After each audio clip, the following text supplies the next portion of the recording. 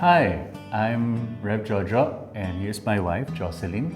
Just recently, we were talking to our daughter. She was airing some of her frustrations that she's experiencing in college. Being a pastor, I was so quick to tell her about, why don't we pray? But my wife has sensed something else, and so she had a different approach. Sometimes we women, we have our own style of communicating. Doon kami nagkakaroon ng konting conflict because we have to talk about it. We have to have signs so that we will be careful in what we are going to say to our daughter because she's already an adult. To cut the long story short, we did end up with prayer, but somehow my wife had a certain sort of resentment, and when she shared it, I reacted to her initial resentment with a certain sense of resentment.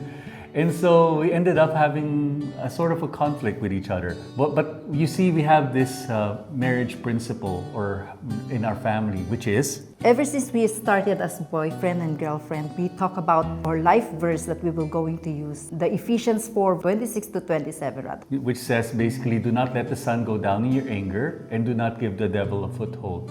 We hold on to that because we realize that if we allow anger to seep in and resentment to seep in without resolving it, that gives the enemy a foothold over our marriage and over our family. At first, we tried to calm ourselves first, distance for a while, and I guess what we did was she prayed and I prayed, and lo and behold, after prayer, the Lord somehow worked, and one initiated the conversation, and the next thing we knew, we ended up praying for each other and praying for our daughter. Maybe because of this life verse that we are using, we already instill in our hearts and even in our minds that we will not prolong our anger. Sometimes we want to, so we have to pause and resolve it personally.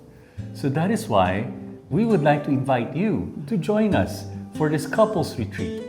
Together, let us journey through what it means to turn conflicts into communication and recommitment. As a pastor couple, we're not immune to conflicts. So is everyone else. So join us for this couples retreat. God bless. Sa Diyos ipinangako, iibigin sa lungkot at ligaya, haharapin ang mga pagsubok, hinanakit at problema. Dahil mahal kita hanggang sa dulo, hanggang sa huling paghinga.